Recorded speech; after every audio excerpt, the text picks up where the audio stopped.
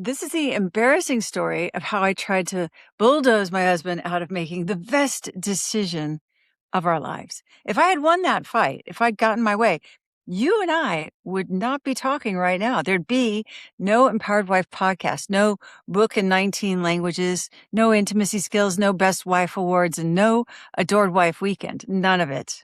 That's what was at stake. And I'll tell you what stopped me mid-sentence, and the one small move that saved everything and made so many of my dreams come true. The same move you can make with whatever you're trying to build, a book, a podcast, a business, a happy family.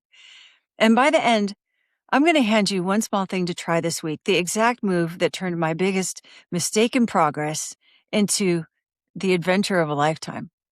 Here we go. Warning, listening to this podcast is going to make your marriage irresistible. Whether you're exhausted from carrying everything and you just want him to step up and be a real partner, or you're lonely and longing to feel close and adored again, that is totally fixable. And stay with me to the very end today because I'm closing with something I've never done before. It's a little gift, about 10 minutes long. You'll see. I'm Laura Doyle, creator of the 6 Intimacy Skills, and for 27 years, I've watched women go from burnt out and disconnected to the passionate, easy marriage they always wanted. Love is learnable and the secrets are real, and this is where I teach them, and I'm so glad you're here. Real women, real marriages. This is the Empowered Wife podcast. Now, before I tell you how I almost blew the best thing that ever happened to us, you need to meet the woman I was back then because, well, she explains everything. And in my defense, I was brand new to the 6 intimacy skills when this happened. I was still getting the hang of them. And back then, I was a thoroughly modern feminist, and I was sure gender did not matter. John and I would split everything 50-50, decide it all rationally, 2 equal individuals, no outdated roles. The housework would be even, the money we would decide together. And I knew this would work because I'd seen Wonder Woman. I also knew how to do everything and the best way to do all of it. And I'd watched John make mistakes like husbands do, which I took as proof that I was just smarter. So I overruled him constantly, and I felt completely justified. What I didn't know was why we fought all the time or went days without talking, or why he was more interested in watching reruns than he was in spending time with me. I was so lonely, and I cried a lot. And I told him what I needed over and over, and nothing changed. I read all the marriage books. We did counseling for more than a year. And one day on the counselor's gray couch, I realized it was hopeless. We were just too far apart, and he was never going to change. The counselor agreed. She said I'd be better off without him. I didn't see any choice but to end my painful marriage. But I was too embarrassed to get divorced. So as a last-ditch effort, I asked women who'd been happily married for 15 years or more, what's your secret? Now, I was sure that John was 99% of the problem in our marriage, and I didn't really believe that the crazy-sounding ideas these women shared would work on my husband or that I could even do them. But I wanted a great marriage so badly that I went all in. Anyway, I threw out everything I thought I knew and I just experimented. I kept what worked and I tossed what didn't. And that's how I got my miracle. I came home one day and his face lit up. He was happy to see me again. And that had been gone for so long. I was stunned at how much power I had to change things. It was exhilarating. And then I started slipping back into my old habits, and we started fighting again. One night, we had it out in the car, just like the bad old days, both of us mean and horrible, and I could hear myself saying things that I'd regret. I was so ashamed and so scared we'd slide right back into the ditch, even though I finally knew what to do. And that's when it hit me. I needed support to make the new habits stick, so I started recruiting other women to try this with me. And that worked. They were reporting miracles too. Their wins kept me going. My wins kept them going, like an upward spiral. And that community is what finally gave me the marriage I'd always dreamed of. And it's what got me writing everything down, which is where today's story really begins. Now, quick timeout because I need to defend myself a little. In a few minutes, I'm going to say a phrase out loud that has made reporters gasp and TV panels lose their minds. And I'd really love for you to be on my side when that happens. So let me get ahead of it and just tell you what a surrendered wife actually is. You know, in case it comes up. It's going to come up. Here's the thing. The moment people hear the word surrender, they picture a doormat. It's the opposite. A surrendered wife knows she can't change anyone but herself, so she doesn't waste her life trying. She's not telling her husband what to eat or what to wear or what to do at work. She pours that energy into her own happiness, and that's what warms up the intimacy. So think of being in traffic, right? You can wish the traffic would move, but you can't make it move. You could put on music, you could call a friend, you could get lost in an audiobook. And by the time you arrive, you've been chair dancing or laughing instead of stressed out and exhausted, filled up instead of worn out. That's surrendering. And that word started out as my own private mantra. Whenever I felt myself about to control or steamroll, I'd say it to myself, surrender, to hold my tongue and protect the closeness that I valued so much and worked so hard for. Pretty soon, I was calling our little support group the Surrendered Wives. So by the time there was a book, naming it The Surrendered Wife felt as natural as pulling on an old pair of jeans. And since I was doing the whole thing myself, there was nobody in the room to raise an eyebrow and go, Laura, you sure about that title? Okay, now the story. So I was writing it all down, partly for my friend's cousin in Florida who wanted to follow what our little support group was doing. And then it hit me. I could share this with a lot more women than just her. This could be a book. And I told John I figured maybe 2,000 women might want to read it. And John had the idea to self-publish, which was no small thing back then. Now, you might want your sunglasses for this cover, by the way. Canary yellow. So we found a printer and borrowed against our house and printed 2,500 copies of this. I was so excited about those intimacy skills and what they were doing for real marriages that I cold called the Los Angeles Times. And I told them I had a support group in my living room and that we called ourselves Surrendered Wives and that they really should do a story so other women could fix their marriages too. And the reporter was excited, all right. She went, Surrendered Wives? I'll be right over. So the Times ran a story about us, and women heard about it, and the canary yellow mountain of books in our garage shrank and shrank until we sold out. Then other outlets picked it up, and the media started calling. I was a sold-out author. I felt so successful, so excited, and the calls kept coming. So I turned to John and said, print more books. Not, I would love more books, and not, can I borrow your brain? Do you think we should print more? No, just, you need to print more books. Hurry up. So if you know anything about the intimacy skills, you know those aren't them. Steamroller Laura was into house, and John said no, which made me furious. It made me furious and scared that my loser McLoosey Pants husband was about to blow our one shot while the media was actually paying attention to us. But John wasn't scared. He thought we had something special, something that deserved a real publisher. Like that was even possible for our little yellow book. I wanted to steamroll him so badly. I couldn't even see how he would ever land a publisher, and I was terrified we'd lose our only chance. But I had just written a whole book telling women to respect their husband's thinking, to hear him out, to trust him, to have their back. And I didn't want to be a complete hypocrite. Like, take my advice. I won't be needing it. So I decided to at least listen to him, mostly so I could tell him exactly how wrong he was. But instead, I started to hear him in a way that I hadn't before, because I was trying to live up to the book I wrote.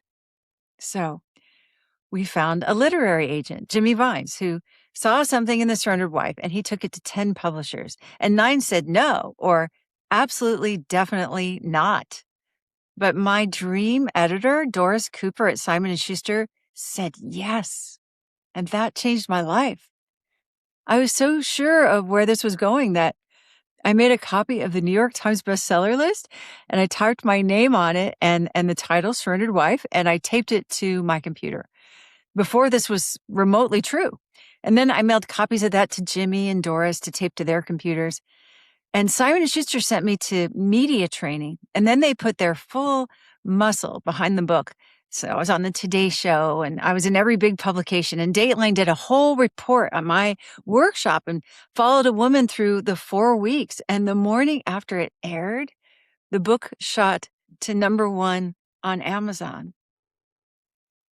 And I'll never forget it. John and I were holding hands in the back of a car in New York City on the way to one more interview when Doris called to tell me The Surrendered Wife had made the New York Times bestseller list.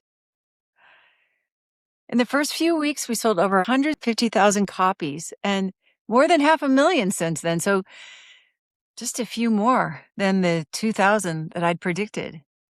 And that canary yellow book we printed in our garage, it's now printed in 19 languages and published in 30 countries. This podcast has been downloaded more than 7 million times.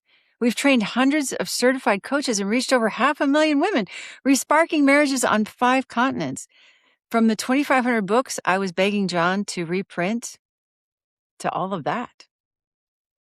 And here's what still gets me. All these years later, if I had gotten my way, if I'd steamrolled John into printing 2,500 more yellow books, I would have missed all of this. The 19 languages, the 30 countries, the thousands of women brave enough to choose love and faith over fear and control. I would have missed watching my own husband make my dreams come true. Trusting him wasn't settling. It was the thing that made my dreams possible. The traffic I was so desperate to control, he could see a faster road than I could. Now, okay, this is about you. And maybe you're not trying to publish a book, but I promise you, you have your own John Doyle. And if you're anything like me, sometime this week, you're going to hit a moment where you're dead certain you're right and he's wrong. And every cell in your body wants to grab the wheel and steamroll. And that moment, that tiny, ordinary moment, is the whole ball game. Because on the other side of trusting him, instead of bulldozing him, is the thing you actually want. The closeness, a partner who comes through bigger than you'd have thought to ask, a life you couldn't have built on your own. I almost missed mine over one stubborn decision about a pile of yellow books. So here's your invitation. This week, catch yourself in one steamroller moment, and instead of grabbing the wheel, get curious. Ask him what he thinks and actually listen. You might be one trusting moment away from something you can't even imagine yet. And if you want the whole story and the skills underneath it, the 25th anniversary edition of The Surrendered Wife is out now. The link is in the show notes. The principles never changed. They've just got 25 years of proof behind them now. And thanks for being on my side today. Now I have a treat for you. That canary yellow book from the garage, it's all grown up. The Surrendered Wife 25th anniversary edition is out now. I recorded the audiobook myself, me reading it to you. So I'm going to leave you with the first 10 minutes as my gift. If you're watching the video, this is where you can close your eyes or keep driving or keep folding that laundry. It's just my voice from here, just the way an audiobook should be. You've just heard the story of how this book almost didn't exist. Now, hear how it begins.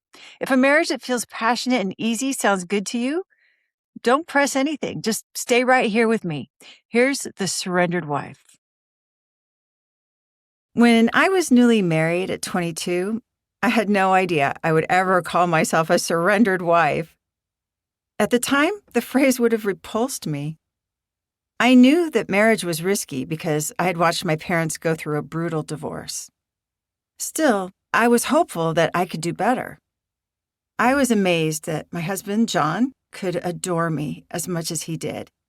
And part of me believed we could make our marriage work because it was born of so much love. At first, our marriage was blissful. John wrote songs about me, Laura, I adore ya, and sat on the same side of the restaurant booth as me. We walked the neighborhood holding hands, excitedly planning our future. We couldn't pass each other during the day without kissing and enjoyed plenty of passion at night. My parents liked John so much, my dad introduced us as my son-in-law, John, and his wife, Laura. After a couple of years, I started to notice John's imperfections, and I developed the habit of telling him how to change and what to do. Obviously, he should pay off the credit card bills every month instead of wasting money on interest. And he should do more research before buying a car so he wouldn't get ripped off. And why was he putting plastic in the dishwasher, or worse, overloading it?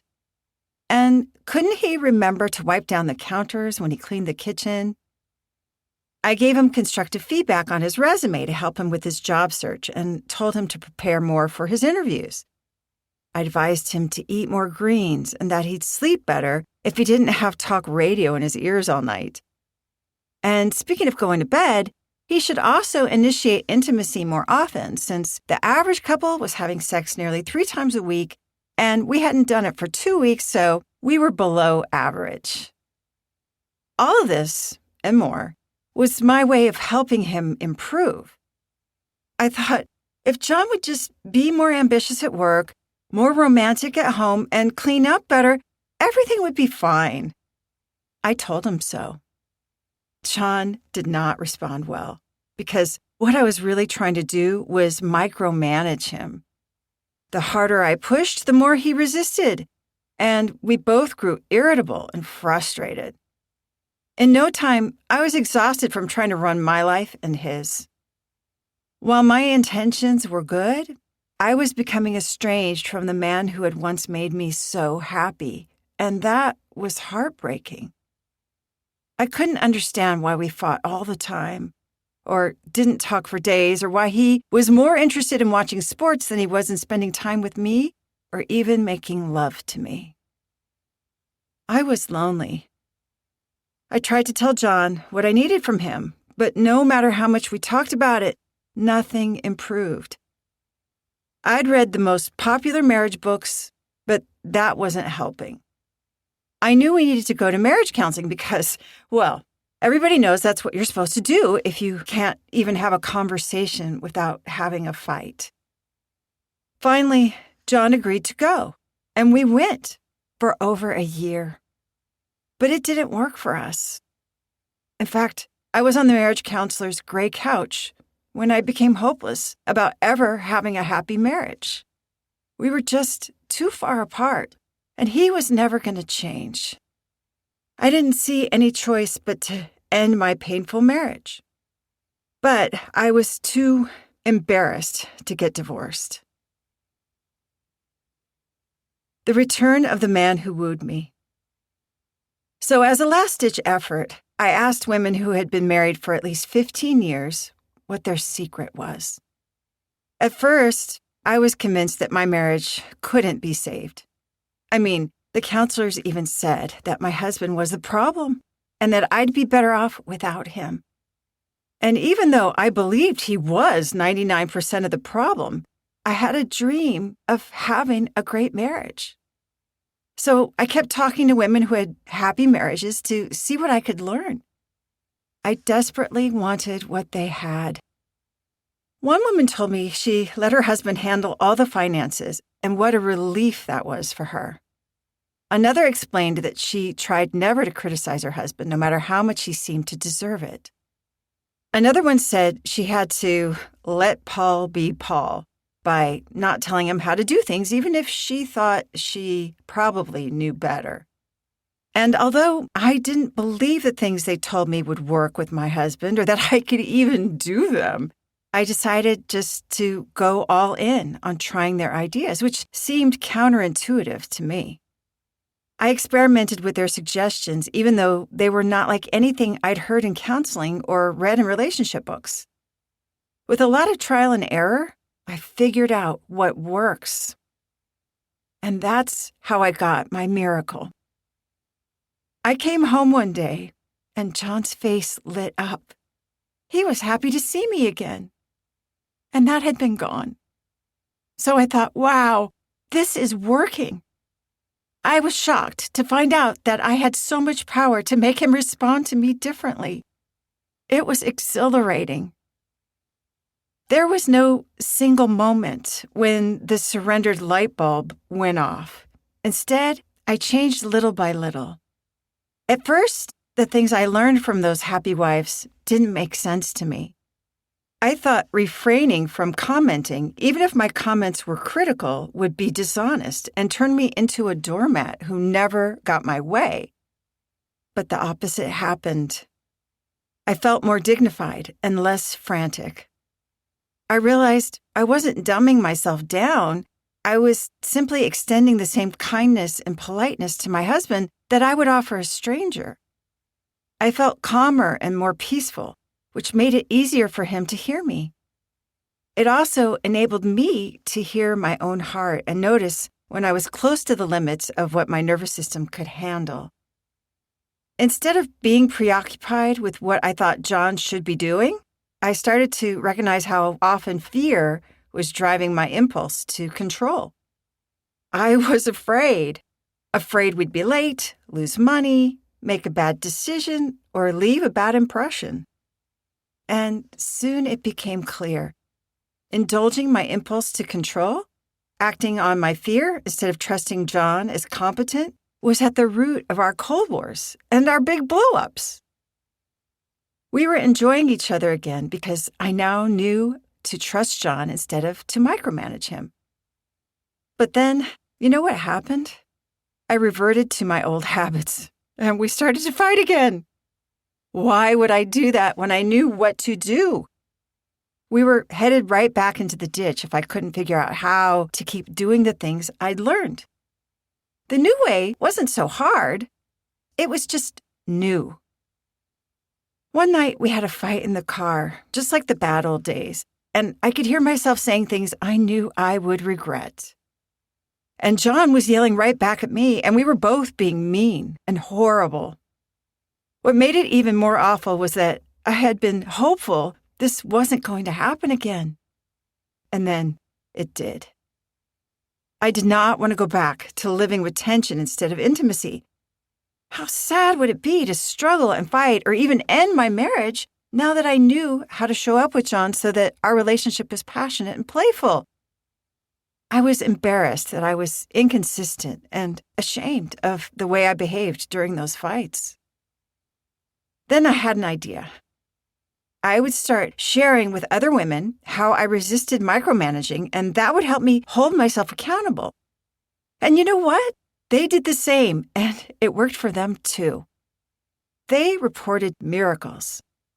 I took inspiration from hearing the stories of how their marriages were getting better, and I felt a jolt of motivation to resist the urge to control and correct and criticize in my own relationship. I adopted the word surrender as my mantra. I said it to myself when I could feel the fear rising, like malware taking over my operating system. I said it when I needed to remind myself to be trusting and respectful instead of frantic and fearful. I thought of surrender as a word that described a beautiful spiritual state I aspired to, where I was relaxing on the river, enjoying the ride instead of trying to swim upstream. I finally had what I'd always wanted, and it felt good to do the things that made my marriage peaceful and intimate again. Who would have thought that using the actual behaviors of women in happy, time-tested marriages would be what works? The community of other women gave me the resolve and encouragement I needed, which made the changes stick. That gave me the marriage I dreamed of. I gained confidence that I could nurture peace and passion in my home while still getting what I wanted and needed more than ever. The other women also had incredible breakthroughs in their marriages. It was like an upward spiral. That was the first 10 minutes of The Surrendered Wife, the 25th anniversary edition, read by me, start to finish. The rest is waiting for you wherever you listen to audiobooks, and the link is in the show notes. Take good care of you, and I'll see you next time. You've been with me here every week learning the secrets that happy wives know. So I want to invite you to come practice them in person with me at the Adored Wife Weekend. It's 3 days in Anaheim, California with me, our coaches, and a whole room full of women just like you. We're going to laugh until it hurts. We're going to dance to the 80s, and we're going to put these skills to work live. Your marriage is going to feel it. October 9th through the 11th. Register right now at adoredwifeweekend.com and come practice with us. I'll save you a seat.